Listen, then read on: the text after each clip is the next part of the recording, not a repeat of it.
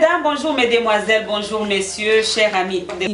Fika TV, une chaîne qui donne l'occasion à toutes les personnes de passer. Nous disons merci déjà de l'attention particulière que vous allez nous accorder tout au long de cette émission. Nous sommes très heureux d'être devant vos postes téléviseurs pour suivre votre émission Femmes en Action.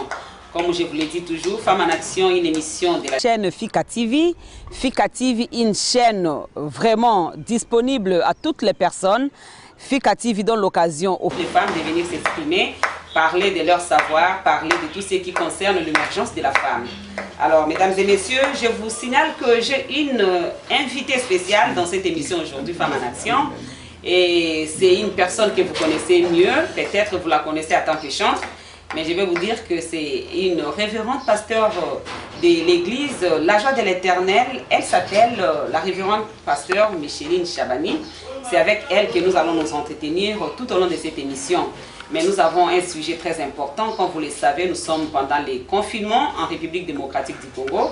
Alors, nous nous sommes déplacés vers Maman Micheline Chabani pour que nous puissions parler un peu de la vie pendant le coronavirus, avant le coronavirus, tout comme aussi nous allons parler après le coronavirus parce que la vie va continuer. Alors, mesdames et messieurs, bonjour et bienvenue à votre émission Femmes en Action. Alors, sans pour autant tarder, je vais dire bonjour à la servante de Dieu. Maman Micheline Chabani, bonjour. Bonjour, bonjour Maman Fine et bonjour à tous ces monde qui nous suivent de partout. Que la paix et le bonheur de Dieu soient à votre partage.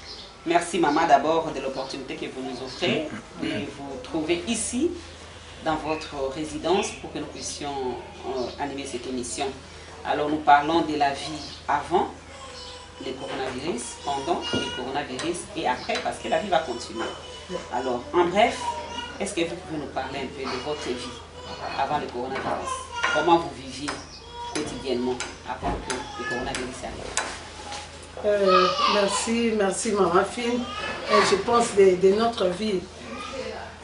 On vivait comme étant une mère dans sa maison qui s'occupe de ses enfants avec des activités spirituelles, pastorales. Bien sûr, diriger l'église, notre vie c'est l'église. Hein. Et hormis l'église, c'est mon travail en tant que chantre de l'Éternel. J'avais des invitations à gauche et à droite ici et ici sur la ville, et ailleurs, aux États-Unis. Je devais être au Canada, Europe, ainsi de suite. Et surtout qu'on avait vraiment des concerts prévus qu'on devait avoir. Et tout, un jour, tout est bouleversé. Tout est bouleversé parce qu'on s'est levé chaque jour avec un programme. Moi, je savais que c'est seulement le lundi que j'étais à la maison. J'avais un jour de repos qui était le lundi ou le samedi. Que je passais aussi à la maison, mais là, il faut passer des journées entières dans la famille, dans la maison. Mais voilà, donc, c'est ça. Je vais signaler aux téléspectateurs que cette émission va se dérouler en langue nationale aussi, parce que Maman Chabani parle aussi lingala bien. Pour tout ça, pour ça, surtout que tous autres tambola les soutés, moi je suis Lubumbashi ezate, bato ya Katanga bote na nusalimia, tous autres qui sont d'Équateur te, qui sangani te, ni tout ça bote na bino nyoso. Toko sola na lingala, na français, même na swahili pe toko po banakati émission. Maman Micheline, qu'est-ce qui vous manque plus pendant cette période de coronavirus? Sans aller à gauche, à droite, l'église. Ah bon? L'église, ils ont manqué au magasin. L'église me manque, l'église.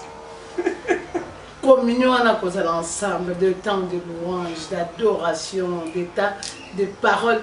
Tu sais que Mboka na biso sans église, il n'y a pas de vie. Et ce qui va tout ça na kimia.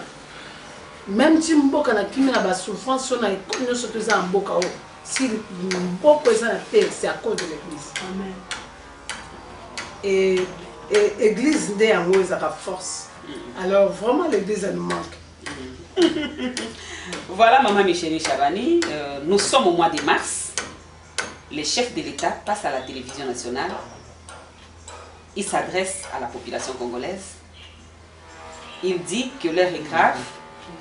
Le coronavirus est bien les biens en République démocratique du Congo. Alors il décrète l'état d'urgence. Pas d'école, les écoles fermées, les universités fermées, les églises fermées, les frontières fermées. Restaurant, pas de voyage. Comment vous avez reçu ces messages-là? Waouh! Bon, si le plan spirituel, ce n'était pas quelque chose parce qu'on était préparés. Je pense que tout ça, ceux qui ont vu le message, tout le dans la télévision, tout ça, les temps sous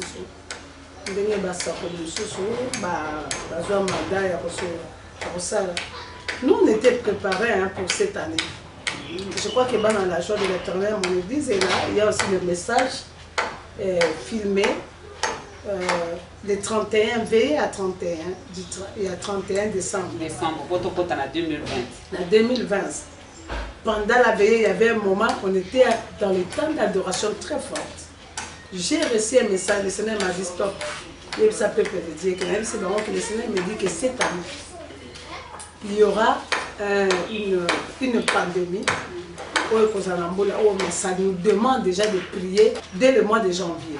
Et ce n'est un message ici, la loi d'Aman, qu'il avait signé 3 jours, juste 3 jours après, au début de l'année. Il avait signé pour la mort. Chaque jour, il y avait une condamnation. Et ezalaki na loi oyo ebongisamaki na bajuif kobanda le 1er janvier jusqu'au dernier jour du mois de décembre. Et c'est le message que le Seigneur m'a donné.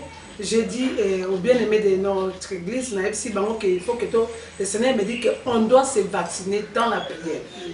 On devait avoir, on avait pris, le Seigneur nous avait dit de prendre 12 jours de prière dans le mois de janvier. Tout ça, 12 jours de prière, chaque jour représentait un mois. Le Seigneur avait qui réserve. Tout ça, réserve à la prière et peut que le peuple de Dieu se vaccine. Et le peuple de Dieu est se vacciner contre Oekoya. Parce que la guerre en question, le Seigneur a vu clairement que ça devait commencer au mois de mars. Il y a les alors, c'est le mois de mars, des places de guerre et guerre humanitaire. Alors, on était voilé les noms de la pandémie, les noms de quoi, mais quand le chef a annoncé, ah oui, et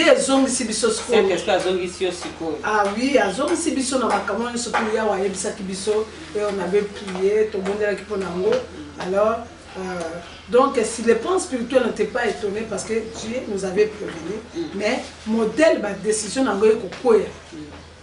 et en plus, ce bataille même thème année d'un nouveau départ. Donc nous devons pas s'habituer de vivre tel qu'on vivait avant.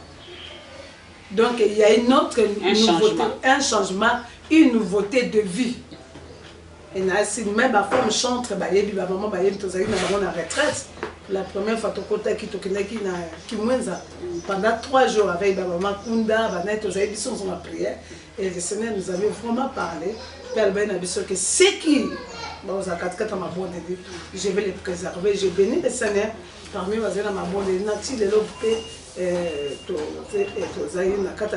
Dieu est en train de nous sécuriser et surtout, sauter même avancement à partir de le Seigneur est là. Donc, c'était vraiment un choc que il voyait au moins de quoi pour ça m'a comme ça que église église parce que ça c'est la base. Il y a aussi des problèmes parce que aux hommes on a les camouflages qui arrêter ma base. Il fallait seulement qu'on tienne un système pour l'église. Et c'est la base parce que c'est la prière. Et là, il y a que la prière qui peut vaincre ça. Il y a que la prière. Donc, c'était pas facile. Il y a comment on a dit, en école,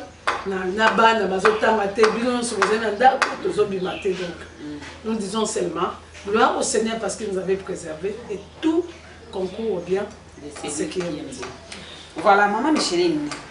Ce qui totali pendant le mois de mars, si de l'eau, ça fait 4 mois. Oyo, d'abord, tu peux apprendre le confinement. Et ça va moto daki vraiment ko employer mingi te na masolo na biso mais et yaki kokoma to babengi yango confinement. Bon, ça rappelle la Bible. La Bible. Ouais. Ah bon? Ça c'est une nouveauté aussi. Maman Michel Chaban. peuple dédié ça vraiment ko mitungisa mingi pour na bino ba pasteur. Ah on a surtout no motuno lokola pasteur. Est-ce qu'on peut expliquer ce phénomène pasteur à la télévision pour mieux commencer à la télévision, à YouTube pour na kope sa matière. Au système où ba komi ko senga dîme, offrande, ou s'occuper MP ça, s'occuper Orange Man so bilo nini. Ba pasteur ba sengi ba fidèle ba za la routine yango. Pour expliquer à mon déni, bah tu vas dans la carte de confinement, bah tu vas dans la difficulté. Bah fidèle, bah le bien qui m'a ramené tout le monde en desikoyo. Bah pasteur peut bailler na banda, il y a biso bah fidèle. Article au moins l'osso, article au moins ni. Mais vous continuez pour faire un bon. Vous ça la lecture dans le Merci beaucoup maman Fine. Tu sais que bah principe en Zambie et dans la période de thé ou temps. Non, makata fidèle, attends pasteur, on dit que fidèle moko bana confinement ça les qualités. Donc parti de l'eau à beaucoup ça musala te à 100 francs. Il y a des devoirs, il y a des droits. Dans la Bible, nous avons, vous savez, dans le Bakadamater, on appelle ça dans la marche chrétienne, il y a des choses. Il y a les devoirs, il y a les droits.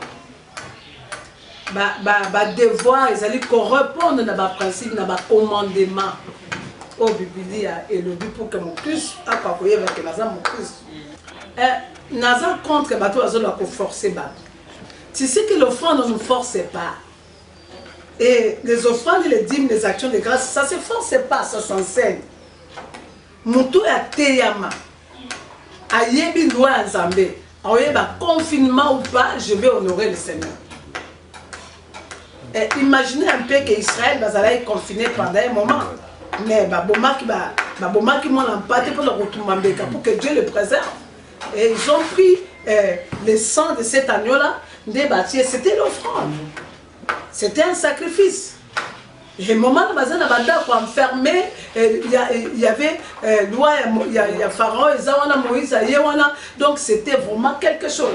Et quand on regardait, comment on appelle l'histoire, il y a roi David. Il y avait un moment de confinement, tango, basali dénombrement, il y a peuple. L'Éternel était contre là. Et la Bible dit que rien qu'en 3 jours, il y avait plus de 70 morts. Mais qu'est-ce que le roi a fait? Le roi a fait d'abord, il a imploré la miséricorde de Dieu et il avait préparé une offrande à l'Éternel. Une offrande à l'Éternel et c'était l'offrande de rachat et qui a fait que Nzamba pesi mutino na anjo azala qui chargé pour na oboma le biston. De l'offrande à sa place. C'était un moyen. Parce que tous la pandémie, pasteur a les canachènes. Bien aimé, sur tel moment où il y a des bateaux belés, où il y a des chocs, même les chocs, il y a des chocs, c'est à cause de la parole de Dieu. Et statistiques, ça l'a mis dans mon kilo. Moutou assemble la camille, pas une foi chrétienne. Même les coups félins, même les batailles qui sont malades, ils sont différents ensemble là. Parce que Moutou assemble la azana devant un choc, n'a pas souci, azana est si capoté la Moutou. Hein? Bah médecin, bah qui c'est bah soigner si bah malade. Est-ce qu'on ne les paye pas? On les paye. C'est-à-dire les pastorales aussi, nous sommes en train de faire notre travail. Et notre travail, on pouvait utiliser les moyens, le voir. Oui, quand c'est la que batupé na libota na zamba sane, basa la béni, basa la coupette na oi c'est la force, il y a église, to force ya mondini. Pour ensuite, au fait, ce sont les bâtiments qui sont fermés, mais ce n'est pas l'église. Il y a la différence entre l'église et le bâtiment. L'église, c'est toi, c'est moi, l'église, c'est mon cœur. Là où le Seigneur habite. Et quand nous annonçons la parole, ce n'est pas le bâtiment qui reçoit la parole, c'est la personne de Fine qui reçoit la parole. Na moi mon dit monta le bac le roi tout ça la pandémie le roi na obela moi la benga pasteur était abondé la tête. OK, bazo benga. Ba benga pasteur. Pasteur a to so la tête. Pasteur na butu. Azo pasteur azo sam sala na. Mais comment? De to le molaka de to tika kota ma bonde ba pasteur ba bonde la kota ma terre ba pasteur butu obengo boy.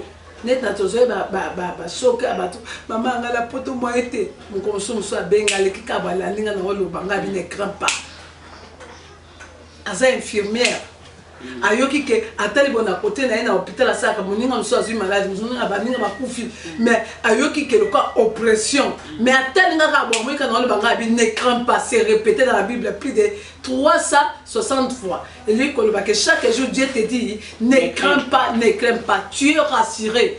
1000 tombera à ton côté, 10 000 à tes côtés, tu ne seras pas à terre. C'est un produit, c'est un médicament. Alors, maman, tant que le malobana, alors que le puissance à ce que ça est. Et cotinga, maman a eu courage.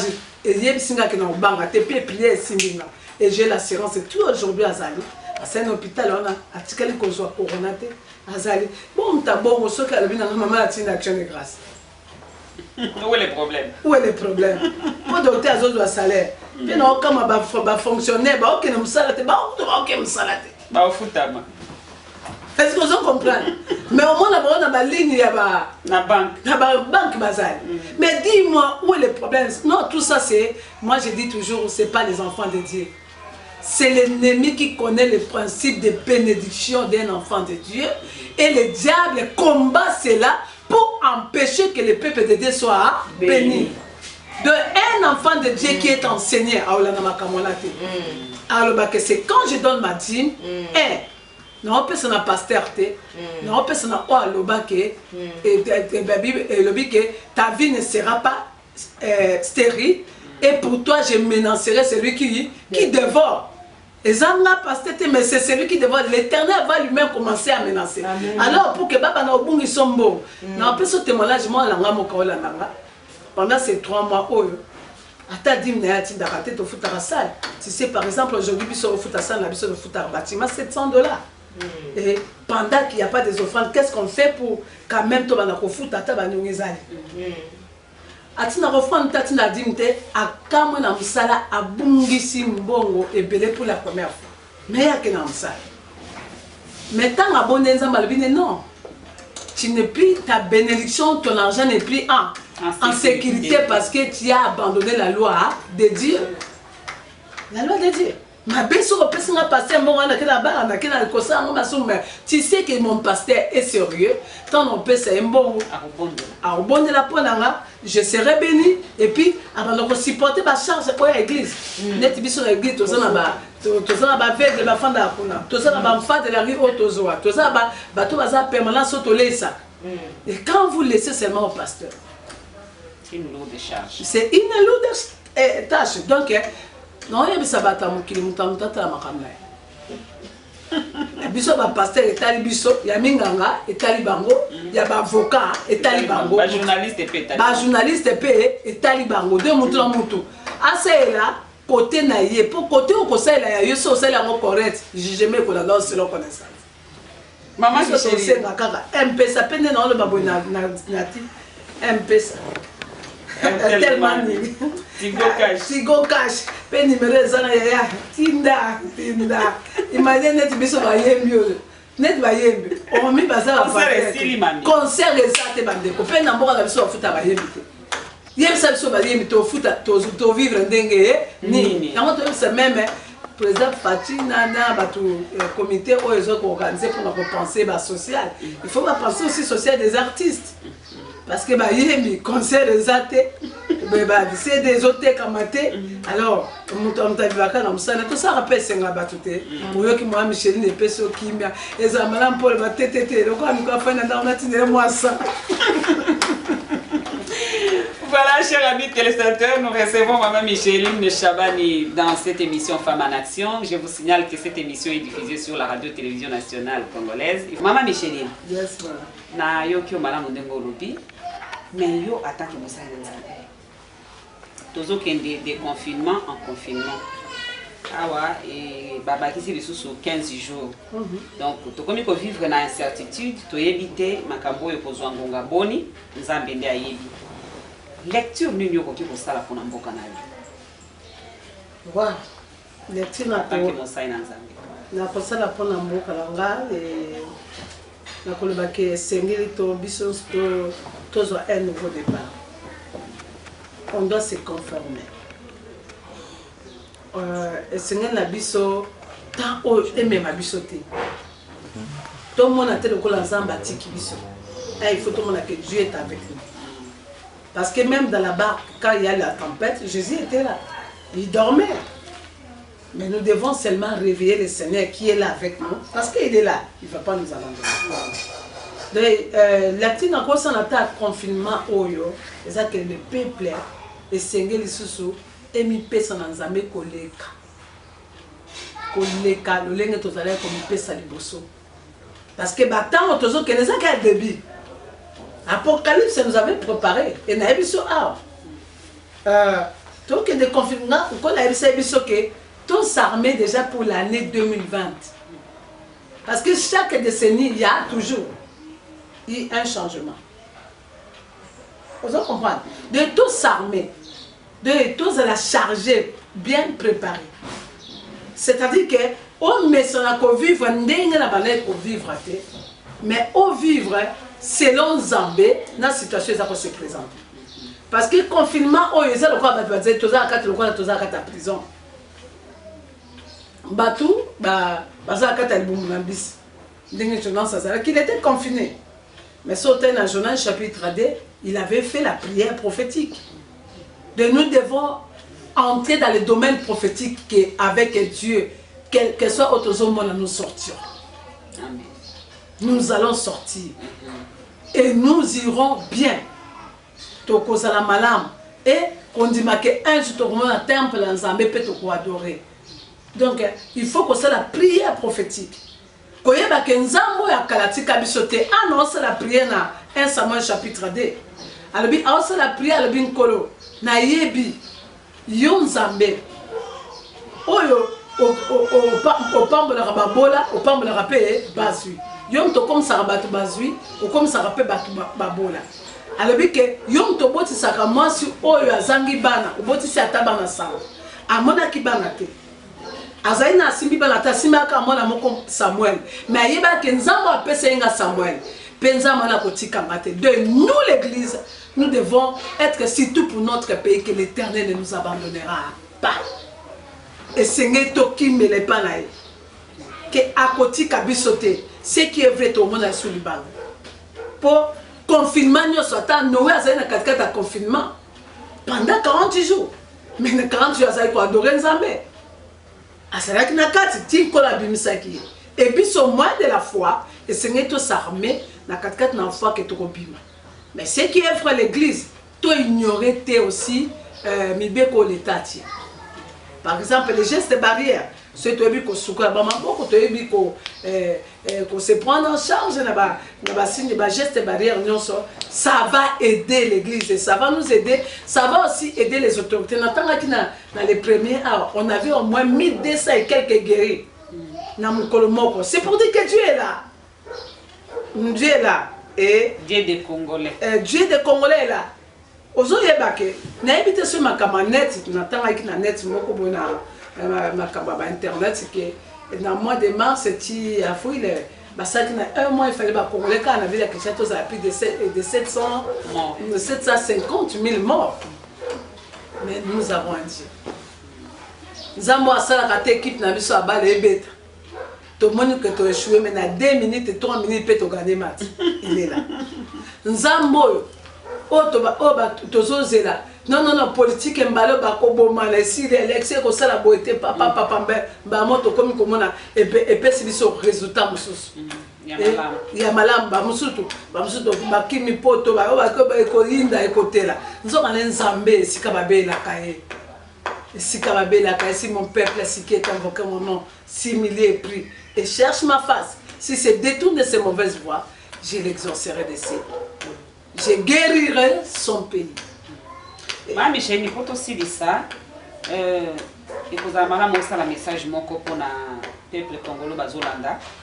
Mais sous le lobby coronavirus, il y a malédiction. Mais sous le lobby, il y a maladie satanique. Mais sous le lobby, yo attend que Moussa ait maladie, c'est une malédiction. Yo on a vu ça yo. Maladie non sort. Ils ont la volonté à tatati. Parce qu'aucun père ne peut accepter ya koboma bana. Ndé na boti bana nga, na zuka poso na bale kotiela bango. Bako akufa. Maladie non seulement quoi ba pandémie, c'est autre esprit, ce sont les esprits des démons de ce jour de mort. C'est le monde des ténèbres, c'est Lucifer, c'est le diable lui-même qui tous la guerre contre les puissances invisibles. Vous comprenez? Tous comme la guerre moko, si il y a des électifs, même contre la guerre de l'antéchrist, ça combat les églises. Et quand ça s'élève là, c'est pour détruire même les justes. J'étais avec mon père, Kiluba. Dernier avant que ma camoua Covid les a. Dans un album, papa est venu sur le camoua que ma fille, l'ennemi n'aime pas les justes. Il n'aime pas ce qui est meilleur. Et il fait tout pour anéantir. Nous devons tous savoir. Malédiction à Nzambé et Koki Koyate, Dieu a déjà envoyé son fils. Nous avons déjà traité une nouvelle alliance avec le fils.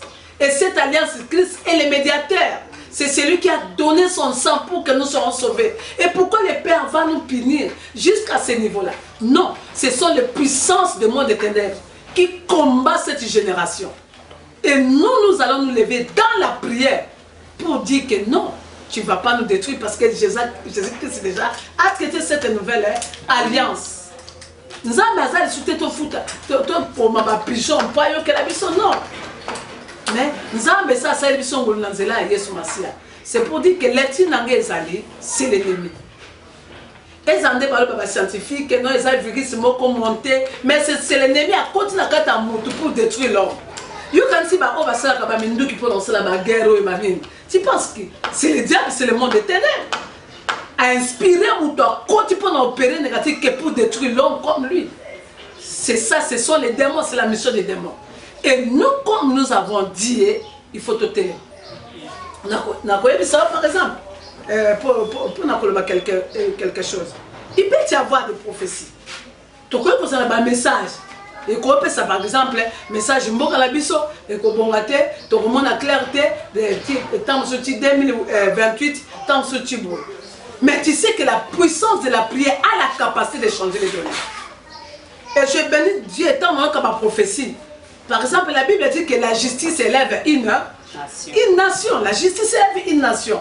C'est-à-dire que quand la justice commence aussi à aller dans le vrai, dans le fauté, dans une nation, déjà, c'est l'arche d'or. Parce que, na katikati ya bosembo ya justice nde kolakisanga soki na bwaki fulu na balaba ya basali baokanganga nde balamo peuple congolais ayebi ke soki na fingi mutu ata na nzela ata na beti mutu l'état azali akosala aokanganga de mutu nyonso tu abandi kovivre selon le principe. Or que le principe ya justice nyonso tu euta wapi na Bible soki toza kopratika ngo ce qui est meilleur. C'est pour dire que lecture n'anglaise est n'attend à souka pour comprendre que l'église a un travail à faire, qu'on libère les églises. Parce que c'est l'église. C'est l'église qui doit amener des choses. Le confinement aux qui vraiment important, même pour la mission de Saint-Nazareth.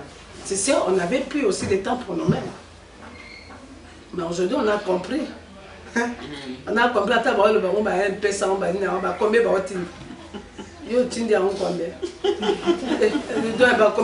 mais nous vivons. C'est pour dire que frère,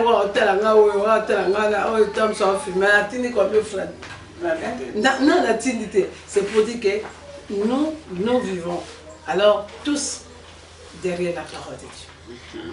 Derrière la parole de Dieu. Maman Micheline, peut-être Liloba Yasuka pour te clôturer. Liloba Suka, il y a Liloba Kokabwana. Yasuka et Kozaka, Kamukolo, Yeswa Kozonga. Yeswa Kozonga, Liloba Oto Kosala pour nous Kabwana. La Koyeb Saka Pepe Langa. Si nous avons un pays, nous avons un gouvernement, nous avons le Sénat, nous avons le Parlement. Mais sachons que nous avons un Dieu. Nous avons un Dieu. Oh, Moutouniou, son attend, il faut tomber la mission à Talanzan. Quand moi, Nyama, les hommes ont la tête. Mais Nyama Moko, virus eningi mokili équipe babola te équipe bazwi te équipe mindele te équipe moindo te. C'est pour dire que Dieu est souverain. Et si nous tous te reconnaître bon amis en Zambie, nous allons voir ce qui est meilleur. Parce que ceux qui nous sommes 81, en 6 cas, on a pas de les 400 qui n'attendent les derniers versets, seulement ça. Le 181. Les derniers versets, Bible le dit. Et le but, dans le verset 16 et 17, ceux qui haïssent l'Éternel les flatteraient. Et les bonheurs d'Israël dureraient toujours. Les bonheurs du Congolais. Les bonheurs du Congolais dureraient toujours. Et l'Éternel nous dit, je les nourrirai du meilleur froment et je les rassasierai du miel du rocher. Donc c'est ça que l'Éternel est capable de faire. Ba oyo baza na Nzambe. Bato baza Nzambe te, ba nous flatter biso. Pour que ba yebesika source na sa force. Mais longo na Nzambe, quel que soit mokili kobika, tokolia ba meilleur froment pe tokotonda et longo na Nzambe. Longo na zota to la peine azo confesser le quoi monseigne na Nzambe. Dans la 2005 te pour Congo bon. Dans la paix 2028, 2025, 2028, 2030, je déclare et je prie comme Jonas. Quel que soit ma bé autosalaki, le colo abim sabiso, azon sabiso na temple, la tel sabiso bolam, tous en pas adorer. Et Zam, à ta désobéissance à Jonas, le colo yo kalibonde na libumambisi, ngape na libumambisi, na osakola, na katia pandémie. La carte à sous-développement, la carte à bituma la passe, mon pays ne sera pas la dernière. Et cause de la solitude et la manque de partage. Que Dieu bénisse mon pays, que Dieu bénisse mon président de la République et que Dieu nous donne les hommes sages dans le Sénat et dans l'Assemblée et dans le gouvernement pour le doter dans la capacité. Il n'y a pas que cela. Même moi, je suis aïebake, je suis congolais. Ata sa komi nanga na sala ngote na fabrique ngote na bomba cachette ya koyiba parce que nous sommes comme dans le sou. Honorons le Seigneur parce que la Bible dit que Dieu honore ceux qui l'honorent. Que le Seigneur vous bénisse. Amen. Mesdames et messieurs, merci de l'attention particulière que vous nous avez accordée. Je vous rappelle que nous recevions sur le plateau des Femmes en Action la révérende Micheline Chabani, pasteur responsable de l'Église de la Joie de l'Éternel, avec elle nous allons parler de la situation actuelle concernant la pandémie du coronavirus. D'ici là, portez-vous bien accompagné de votre chaîne. Au revoir.